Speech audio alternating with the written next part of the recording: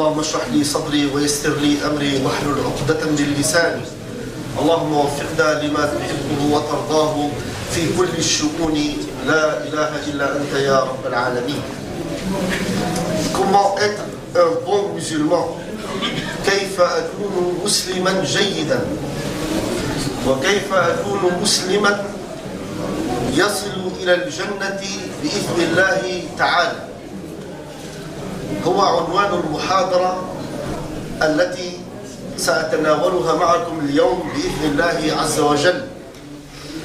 وقبل أن نتكلم عن المسلم الجيد والمسلم الذي يمكن أن يصل إلى الجنة بإذن الله عز وجل، وقبل أن نتكلم عن المسلم الذي نبتغيه ونريده، لا بد أن نوضح من هو المسلم قبل أي شيء. المسلم يا إخواننا الكرام هو من قال لا إله إلا الله محمد رسول الله مخلصا بقلبه ولسانه. فهذه القضية حسمت عند جمهرة أهل السنة والجماعة أن المسلم هو من قال لا إله إلا الله محمد رسول الله ومات على ذلك فهو مسلم، ولو كان مقصرا في الطاعات، ولو كان مقصرا في العبادات، ولو كان سيئا في معاملاته ومقصرا في أدائه فهو مسلم.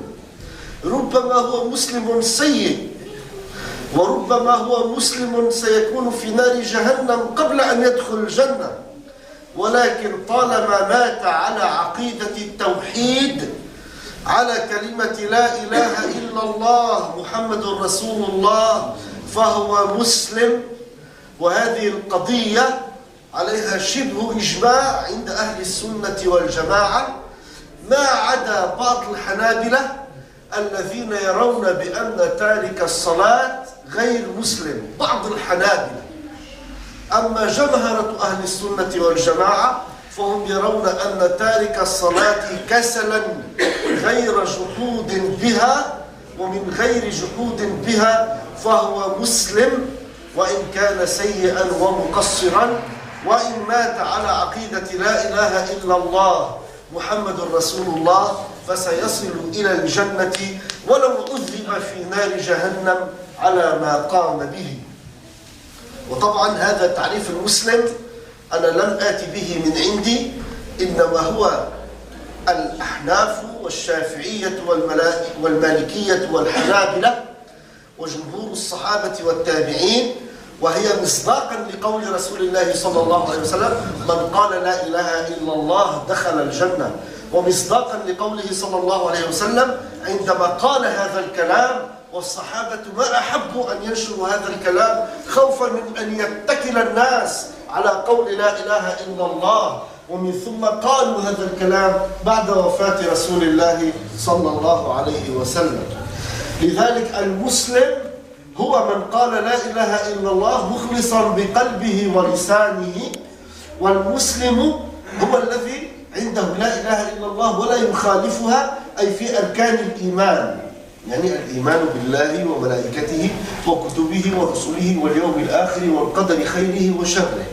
أي المسلم الذي يعتقد أنه لا إله إلا الله وأن محمد رسول الله، يؤمن بوحدانية الله، يؤمن باليوم الآخر، يؤمن بالقرآن إلى آخره، فهو مسلم ولو كان مقصرا، ولو كان لا يؤدي العبادات. Donc pour définir, avant de parler du bon musulman, je pense que le point le plus important avant de parler du bon musulman, c'est de définir le musulman. Parce que le musulman, il y a les bons, il y a les mauvais. Ce n'est pas vrai que tout musulman est un bon musulman. Et ce n'est pas vrai que toute personne qui n'est pas bonne, donc il n'est pas musulman. Ce n'est pas vrai. Parmi les musulmans, il y a des gens qui sont excellents, il y a des gens qui sont bons, il y a des gens qui sont moyens, et il y a des musulmans qui restent musulmans mais qui sont très mauvais, de très mauvaise qualité, mais qui restent musulmans et ne deviennent pas des mécréants. Comment définir ça? C'est tout simplement le prophète sallallahu alayhi wa sallam nous a dit: celui qui a la ilaha illallah Muhammadur Rasulullah, il est musulman. Il ira au paradis un jour. Peut-être il passera par l'enfer des milliers d'années. Mais puisqu'il arrive au paradis à la fin, il est musulman. Donc celui qui a la ilaha illallah Muhammadur Rasulullah, même si sa pratique elle est médiocre, il est musulman. Il est musulman tout court. Et ça, il y a une unanimité parmi les savants de l'orthodoxie musulmane sur cette question. À part la seule affaire, le seul acte adoratif qui a fait débat, c'est la prière. C'est le seul acte adoratif qui a fait débat, parce que certains Hanbalites disent que celui qui n'accomplit pas la prière n'est pas musulman. Mais ça reste un avis minoritaire et faible, parce que la majorité de Ahl Sunnah wal Jama'a, les Hanafites, les Shafi'ites, les Malikites et une partie des Hanbalites disent que celui qui n'accomplit pas la prière par paresse ou par faiblesse ou parce qu'il est faible, il reste musulman s'il a la ilaha illallah dans la tête et s'il croit que la prière est un devoir, est une obligation, mais que lui c'est un individu qui est faible et qui n'arrive pas à faire ça. Donc ça c'est la vue majoritaire de Ahl Sunnah wal Jama'a dans cette question, et leur argument il est très fort. C'est un hadith du prophète alayhi salatu wassalam qui va dans ce sens, que Allah subhanahu wa ta'ala a prescrit 5 prières pour que le musulman les fasse. Celui qui les accomplit, il aura droit au paradis, et celui qui ne les accomplit pas, il est entre les mains d'Allah subhanahu wa ta'ala, soit il va le pardonner, soit non. Et puisque quelqu'un, il est entre les mains d'Allah, soit il va le pardonner, soit non, c'est obligatoirement qu'il est musulman, parce qu'un mécréant, il n'aura jamais le droit au pardon d'Allah subhanahu wa ta'ala le jour dernier. Si c'était un mécréant, il n'aura jamais le droit au pardon d'Allah subhanahu wa ta'ala, parce que Allah subhanahu wa ta'ala dit dans le Coran, Inna Allah la yaghfiru an yushraka bih, wa yaghfiru ma duna dhalika liman yasha. Allah subhanahu wa ta'ala ne pardonnera jamais que tu lui associes une autre divinité et pardonne tout autre acte pour qui il veut.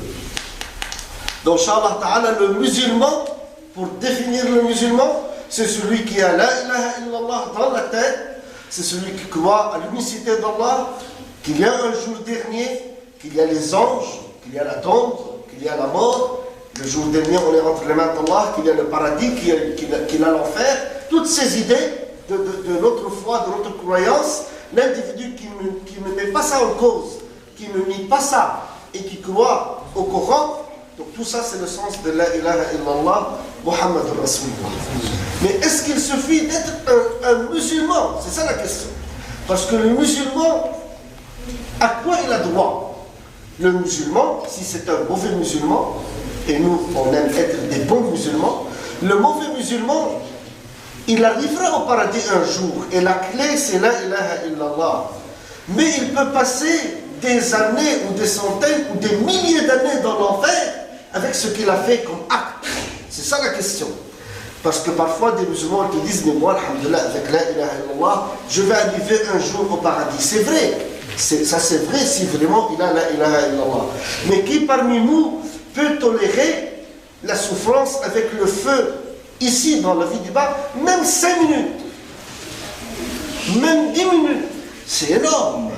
Ce sont des douleurs intolérables et insupportables. Ce sont des supplices énormes. Ce n'est pas évident. Il ne faut pas minimiser cette affaire. Parce qu'il y a des mécréants qui ont dit « Et le feu, l'enfer, va nous toucher seulement un jour ou quelques jours. » Et ce n'est pas vrai. Parce qu'un mécréant, il ne sortira jamais de l'enfer. Alors qu'un musulman, il sortira un jour de l'enfer.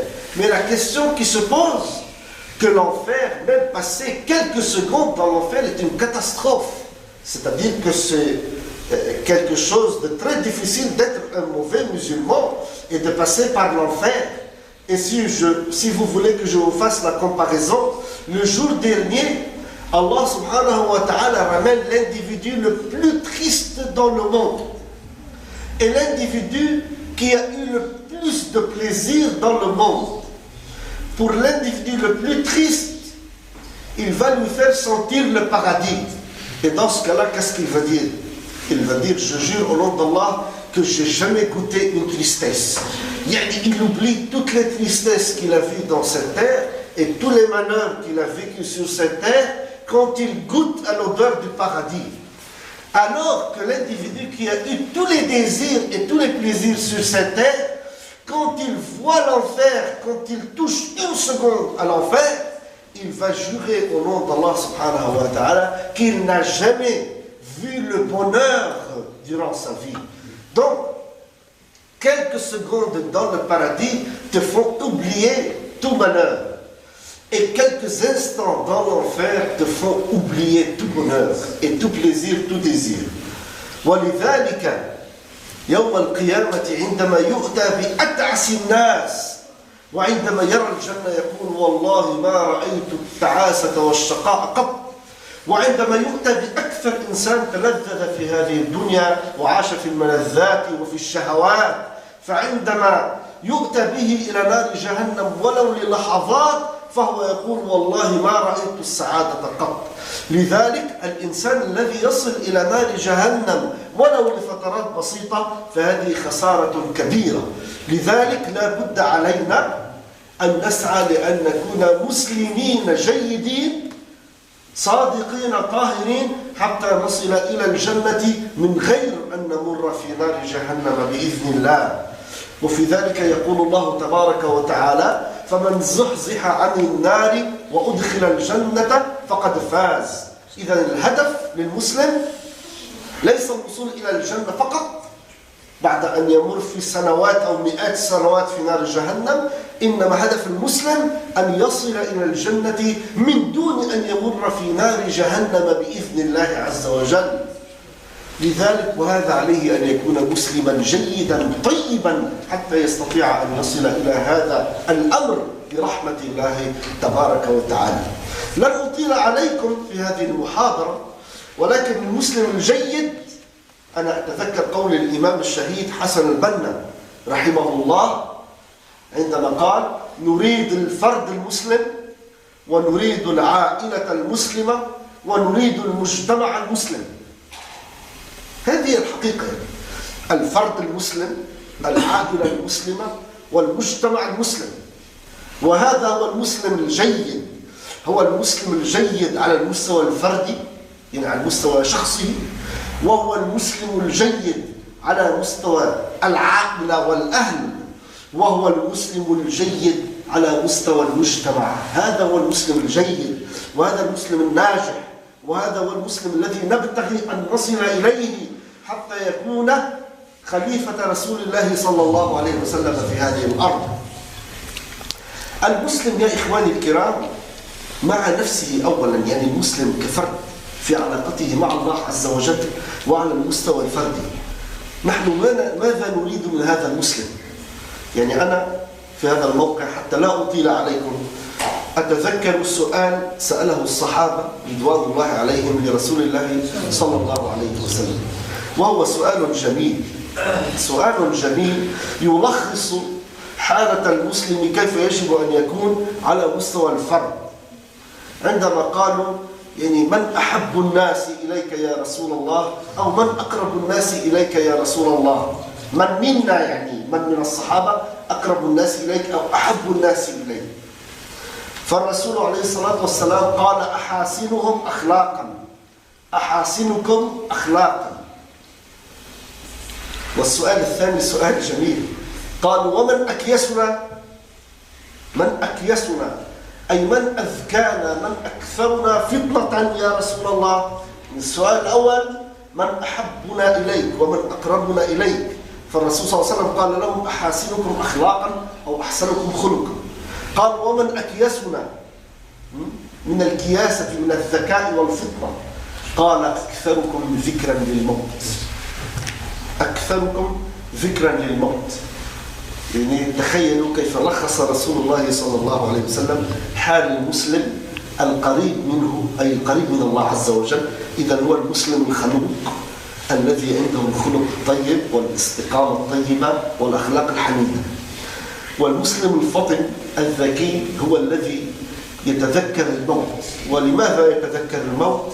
حتى يتقرب من الله تبارك وتعالى، لأن الرسول الأعظم صلى الله عليه وسلم أخبرنا وقال لنا يعني أكثروا من ذكر هازم اللذات، فإنه ما ذكر في كثير إلا قلله وما ذكر في قليل إلا كثره، أي عندما يذكر الموت عند المعاصي وهي كثيرة فذكر الموت يقلل المعاصي، وعندما يذكر الموت عند الحسنات وهي قليلة فذكر الموت يزيد من الحسنات ويدفع الإنسان إلى الإكثار من الحسنات، ذكر الموت.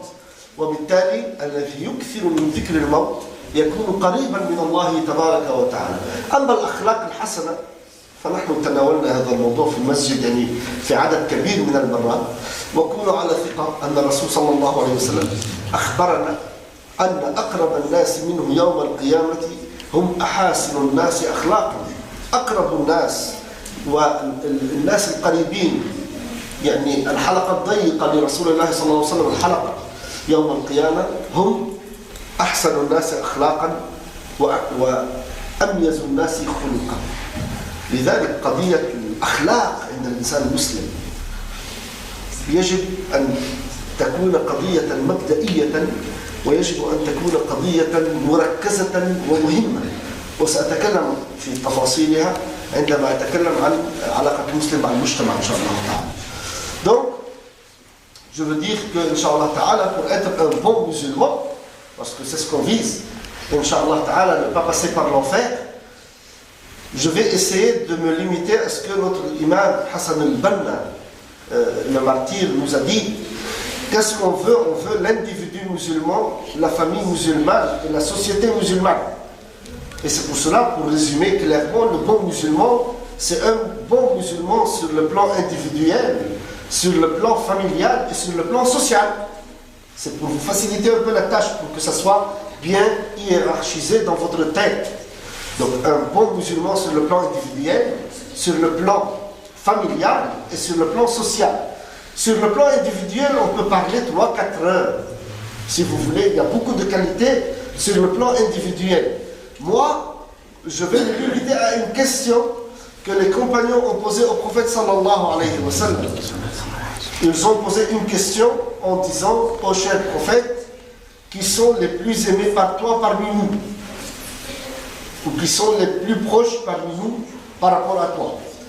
Il a dit: les meilleurs sur le plan éthique, c'est-à-dire sur le plan moral, akhlaq.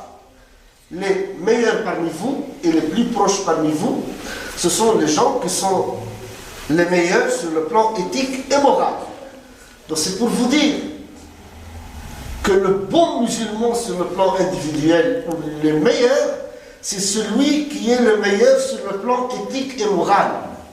Celui qui est doux, celui qui est sincère, celui qui a une langue douce, celui qui a un tempérament doux, celui qui a une honnêteté, celui qui ne triche pas, celui qui ne ment pas, celui qui ne fait pas des coups bas, celui qui n'est pas non sincère, celui qui ne ment pas. C'est pour cela, ces points-là, sur le plan individuel, le côté éthique, c'est une priorité. Avec l'éthique, on peut arriver au paradis sans passer par l'enfer. Et celui qui ne connaît pas